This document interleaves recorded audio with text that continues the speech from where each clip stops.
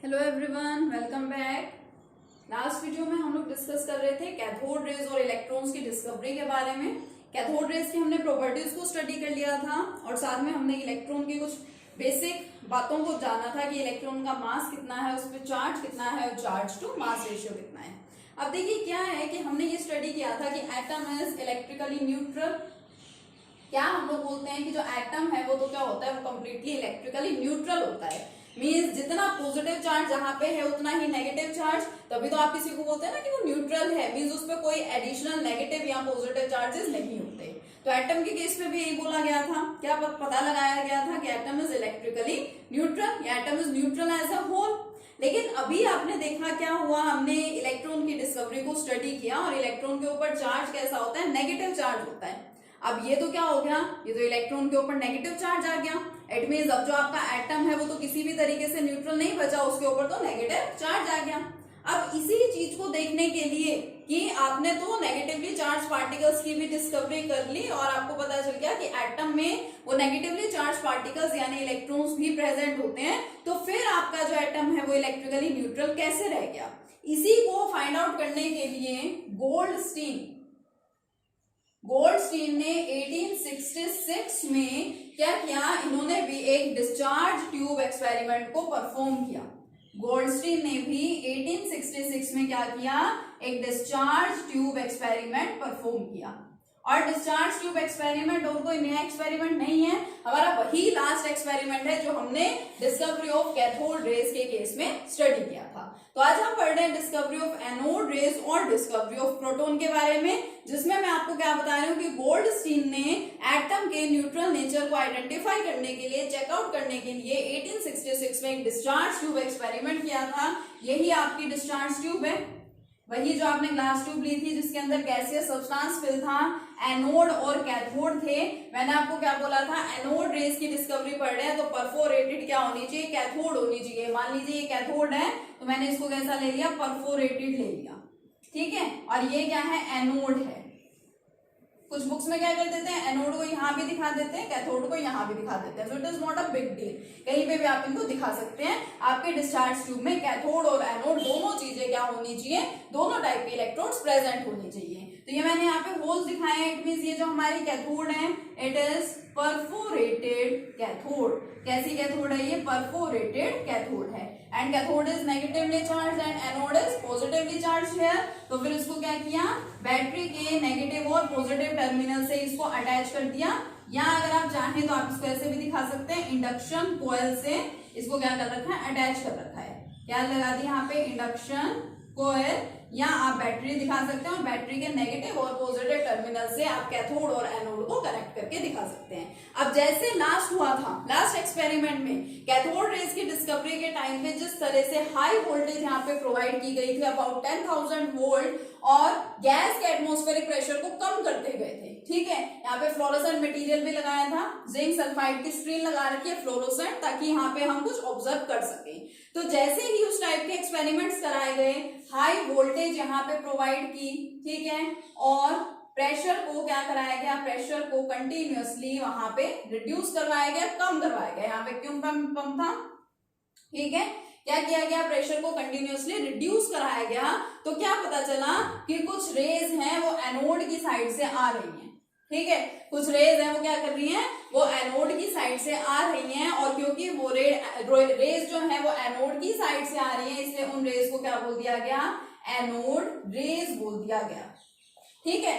क्या एज्यूम किया कि जब बहुत हाई वोल्टेज यहाँ पे अप्रोक्स 10,000 वोल्ट की वोल्टेज को यहाँ प्रोवाइड किया गया और प्रेशर को रिड्यूस किया गया, जैसे कैथोड रेज के केस में किया था, उस डिस्चार्ज ट्यूब एक्सपेरिमेंट में जो किया था वही कंडीशंस यहाँ पे लगाई हैं, वैसा ही यहाँ पे सब कुछ किया गया है। तो फिर कुछ रेज यहाँ पे दिखाई दी कि एनोड की साइड से कुछ रेज आ रही थी, और ये रेज एनोड की तरफ से आ रही है, एनोड की साइड से आ रही है। That's why these rays were named as the anode rays. इनको क्या बोल दिया गया, एनोड रेज बोल दिया गया। और इसके साथ साथ इनको एक और नाम भी दिया गया था, that is canal raise. Canal raise क्यों, क्योंकि देखिए परफोरेटेड कैथोड है, यहाँ पे होल्स हैं और ये रेज इन होल्स में से पास हो रही थी, इस वजह से इनको क्या बोल दिया गया, कैनाल रेज बोल दिया गया। और इसके साथ साथ इसको एक नाम और भी दिया गया, पॉजिटिव रेज। अब पॉजिटिव रेज क्यों, क्योंकि जब इसको स्टडी किया एनोड रेज को, इसकी प्रॉपर्टीज को अच्छे से स्टडी किया गया तो क्या पता चला कि इनके अंदर भी पार्टिकल्स प्रेजेंट हैं and these particles are the positively charge particles. तो गोल्डस्टीन ने ये सारी चीजें यहाँ पे देखी कि इसके अंदर रेज के अंदर उन्होंने उसको क्या नाम दिया, एनोड रेज नाम दिया। वो यहाँ होल्स में से पास हो रही थी इसलिए उनको कैनाल रेज भी बोल दिया गया। और एनोड रेज में पॉजिटिवली चार्ज पार्टिकल्स प्रेजेंट थे, इस वजह से इनको पॉजिटिव रेज भी बोल दिया गया। तो इसको एनोड रेज, कैनाल रेज या पॉजिटिव रेज तीनों नामों से जाना जाता है। ठीक है, तो ये पता चला पॉजिटिव रेज में पॉजिटिव पार्टिकल्स प्रेजेंट है या पॉजिटिवली चार्ज पार्टिकल्स प्रेजेंट है। और इन्हीं पॉजिटिवली चार्ज पार्टिकल्स को क्या बोला गया कि ये क्या है, प्रोटॉन्स हैं। इस तरह से गोल्डस्टीन ने क्या कर दी, इन्होंने यहाँ पे प्रोटॉन की भी डिस्कवरी कर दी। लेकिन देखिए स्टार्टिंग में इस एक्सपेरिमेंट को ऐसा जूम किया जाता था, देखा जाए तो ये एक्सपेरिमेंट कंप्लीटली सही नहीं है। क्यों? क्योंकि बीच में आपको पता है, देखिए यहाँ पे गैसियस सब्सटेंस है, गैसियस सब्सटेंस यहाँ प्रेजेंट है, बहुत सारे यहाँ पे एटम्स हो सकते हैं, गैस के मॉलिक्यूल्स हो सकते हैं। अब देखिए यहाँ से कैथोड में से रेज क्या हुई थी, ओरिजिनेट हुई थी। स्टार्टिंग में ये भी माना गया था कि कैथोड रेज का ओरिजिनेशन सिर्फ यहीं से होता है। अब कैथोड रेज जब कैथोड में से निकल रही थी तो वो आगे बढ़ रही है, ठीक है, आगे वो बढ़ रही है तो रास्ते में यहाँ पे कौन है, यहाँ पे गैसियस सब्सटेंस भी है, गैसियस एटम भी है। और ये रेज क्या करती हैं, एटम से टकराती भी हैं। और मैंने कल आपको कैथोड रेज की प्रॉपर्टी में बताया था कि cathode rays causes the ionisation of gas. Cathode rays gas का क्या कराती है, आयोनाइजेशन। मतलब ये जो एटम है ये कन्वर्ट हो रहा है, इसके अंदर ये इलेक्ट्रॉन का लॉस भी कर रहा है और पॉजिटिव चार्ज में कन्वर्ट हो रहा है। तो देखिए जो नेगेटिव है, एनोड के ऊपर तो पॉजिटिव चार्ज था, पॉजिटिव चार्ज इस पे होता है, इसलिए नेगेटिव पार्ट जो भी है वो तो यहाँ पे अट्रैक्ट हो गया पॉजिटिव की तरफ और वो यहाँ पे इसकी साइड चला गया।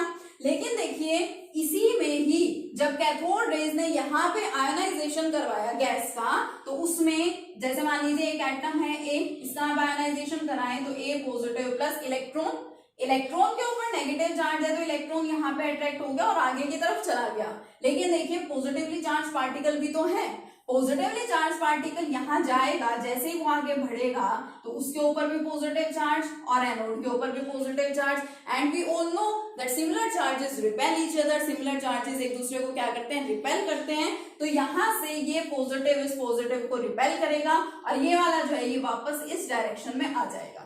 तो एक्चुअल में ये जो पॉजिटिवली चार्ज पार्टिकल्स थे, वो ये भी माना जाता है कि ये जो पार्टिकल्स हैं वो एक्चुअल में यहीं से ही वापस आ रहे हैं, एनोड में से कोई नए पार्टिकल्स की फॉर्मेशन नहीं हुई थी। तो इस तरह से यहाँ पे क्या हुआ, ये गोल्डस्टीन का एक्सपेरिमेंट था। खैर उन्होंने ये बताया था कि एनोड की तरफ से रेज आ रही है, इसलिए एनोड रेज की फॉर्मेशन हो गई और एनोड रेज में पॉजिटिवली चार्ज पार्टिकल्स होते हैं और इन पॉजिटिवली चार्ज पार्टिकल्स को क्या बोल दिया गया, प्रोटॉन्स बोल दिया गया।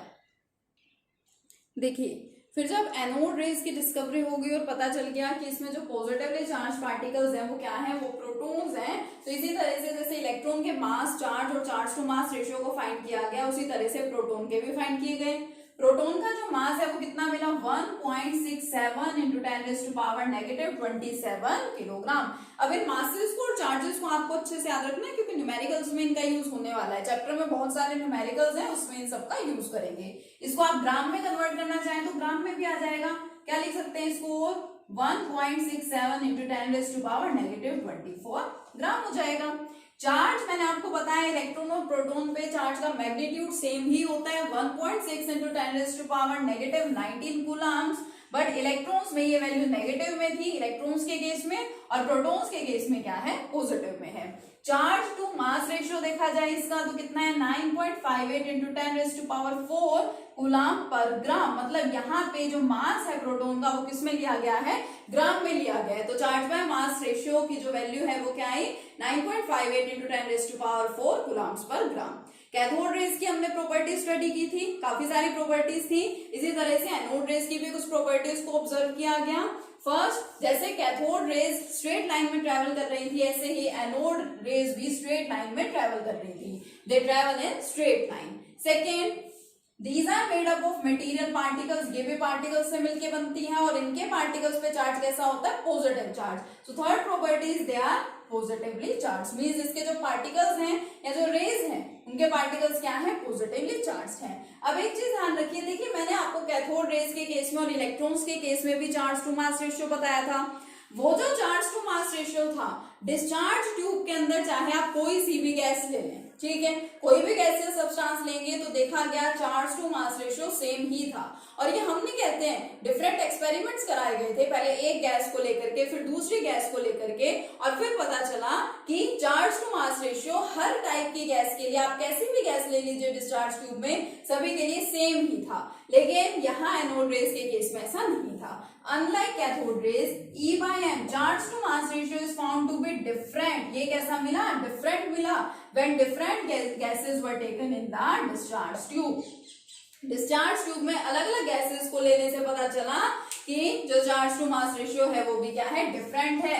इट मींस आप अलग से ये भी बोल सकते हैं कि चार्ज की वैल्यू भी अलग थी और मास की वैल्यू भी क्या थी? अलग थी। तो ओवरऑल आप क्या बोल दीजिए कि जब अलग अलग डिस्चार्ज ट्यूब में डिफरेंट गैसेस को लिया जाता है तो उन अलग अलग टाइप की गैसेस के लिए charge to mass ratio values भी क्या होती है? अलग अलग होती है। ठीक है, बहुत सिंपल सा कंसेप्ट था। अगर आपको कैथोड रेज की डिस्कवरी, इलेक्ट्रॉन की डिस्कवरी और कैथोड रेज की प्रॉपर्टीज के बारे में पता है तो ये आपके लिए हार्ड टॉपिक नहीं है, आपको ये इजीली समझ में आ जाता है। ठीक है, तो दो फंडामेंटल पार्टिकल्स की डिस्कवरी हम पढ़ चुके हैं, इलेक्ट्रॉन्स एंड प्रोटॉन्स, और उनसे रिलेटेड जितनी प्रॉपर्टीज थी और जो इंपॉर्टेंट वैल्यूज यहाँ पे हैं चार्ज मास की, वो सब मैंने आपको बता दी। नेक्स्ट वीडियो में कंटिन्यू करेंगे अपने नेक्स्ट टॉपिक के साथ। तब तक कीप लर्निंग। Thank you.